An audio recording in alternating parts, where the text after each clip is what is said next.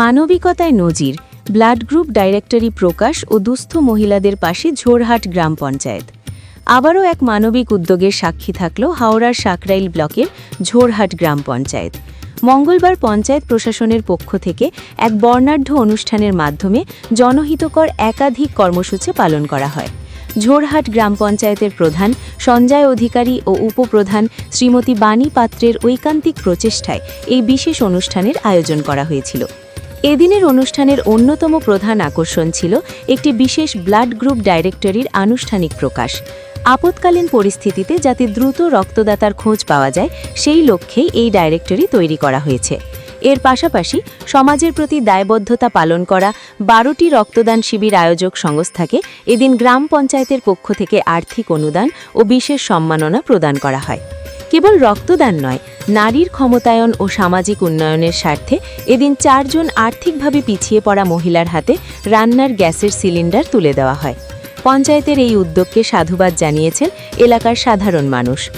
এই মহতে অনুষ্ঠানে উপস্থিত ছিলেন সাকরাইল ব্লকের সহ-সভাপতি অরূপেশ ভট্টাচার্য, হাওড়া সদর তৃণমূল কংগ্রেসের সাধারণ সম্পাদক অচিন্ত দাস, জেলা পরিষদের সদস্যা সুস্মিতা মুখার্জি, পঞ্চায়েত সদস্য বুধেন পাত্র এবং বিশিষ্ট সমাজসেবক দিব্যেন্দু ব্যানার্জি সহ এলাকার একাধিক বিশিষ্ট ব্যক্তিবর্গ ও নেতৃত্ব।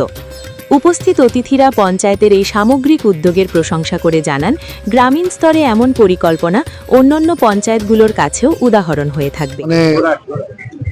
আমাদের কাছে সবথেকে বিস্ময়ের ব্যাপার এটা যে ঝোরহাট গ্রাম পঞ্চায়েত যেভাবে এই ধরনের সাহসী পদক্ষেপ নিয়েছে, যে সত্যি এটা আমরা হতবাক হয়ে গেছি।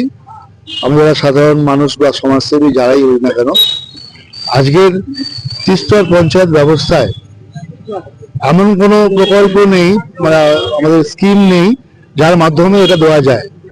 এটা একমাত্র পথ ওন ফান্ড থেকে দেওয়ার একটা ব্যবস্থা করতে পারা যায়, কমিশন আছে, সেই ফান্ড থেকে এরা করেছে। তো আবার ভেবে দেখুন, এই ঝোরহাট গ্রাম পঞ্চায়েত এমন একটা অবস্থান, ভৌগোলিক অবস্থানের মধ্যে আছে যেখানে কোনো কলকারখানা নেই বা সেরকম বড় কোনো ডোনেশন বা ডোনেশন কিনা ট্যাক্সই বলুন, ডোনেশন বলা যাবে না, ট্যাক্সই বলুন, যেটা গ্রাম পঞ্চায়েত পায়। ন্যাচারালি সেই অবস্থার মধ্যে সাধারণ মানুষের ট্যাক্স এবং আমাদের যেসব আরো যেগুলো ট্যাক্সগুলো আছে তার মাধ্যমে যতটুকু টাকা সঞ্চয় হয় তার থেকে ওন ফান্ড তৈরি হচ্ছে। এবং এই ওন ফান্ডের মধ্যে থেকে এত সীমিত ক্ষমতার মধ্যে, অর্থনৈতিক অবস্থার মধ্যে যেভাবে এরা করেছে, এটা আমাদের কাছে একটা দৃষ্টান্ত। সারা পঞ্চায়েত সমিতি কেন, সারা হাওড়া জেলার মধ্যে এটা একটা বিরল দৃষ্টান্ত। এবং এই সাহসী পদক্ষেপ নেওয়ার জন্য আমি ঝোরহাট গ্রাম পঞ্চায়েতের সমস্ত সদস্যবৃন্দকে এবং বিশেষ করে সঞ্জয় অধিকারী যে প্রধান এবং বাণী পাত্র উপপ্রধান, এরা যেভাবে এইটাকে মানুষের কাছে পৌঁছে দিয়েছে, এটা নতুন ভাবনা এবং নতুন ভাবনার মধ্যে যারা নতুন কিছু পাওয়া সাধারণ মানুষের সেই পথটা দেখানো। এবং অন্যান্য গ্রাম পঞ্চায়েত বা আমরা যারা বিভিন্ন জায়গায় আছি, আমরা যে বিভিন্ন স্তরে আছি, আমাদের কাছেও কিন্তু এটা একটা পথ, ভাবনার পথ। এবং এই পথ ধরে যদি আমরা সবাই এগোতে পারি, অনেক অনেক অর্থনৈতিকভাবে দুর্বল মানুষের কাছে এইভাবে পৌঁছে দেওয়া যেতে পারে। সেটা যদি আমরা চেষ্টা সবাই মিলে করতে হবে, যদি করতে পারি।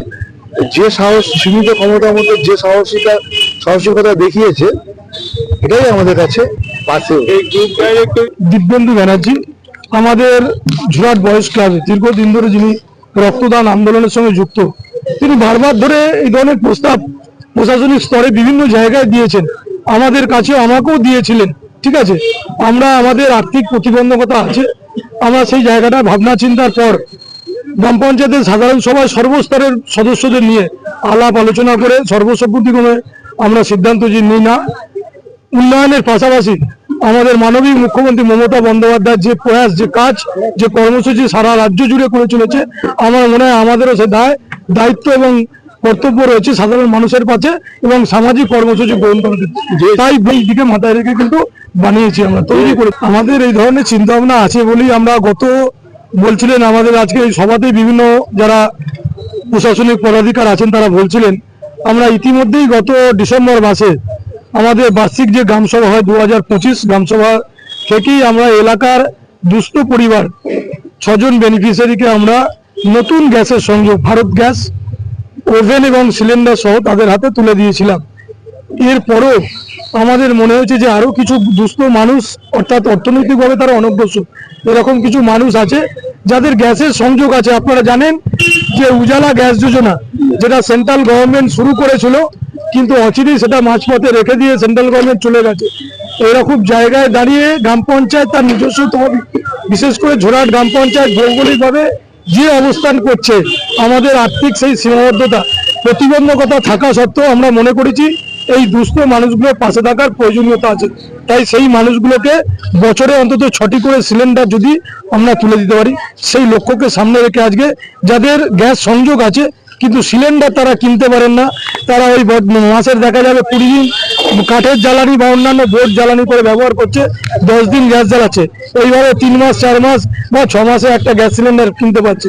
সেই জায়গায় দাঁড়িয়ে পঞ্চায়েত মনে করেছে অন্তত 6টা সিলিন্ডার তাদের হাতে যদি তুলে দিতে পারি, আমার মনে হয় অনেক অংশে তাদের মুখে হাসি ফোটানো যাবে।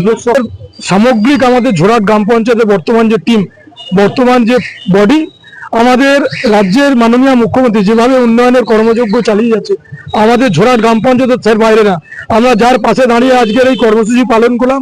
পেভার ব্লক হয়েছে আমাদের আন্দুল স্টেশন থেকে প্রভু জগৎবন্ধু কলেজ এবং 3.5 থেকে 4 কিলোমিটার রাস্তা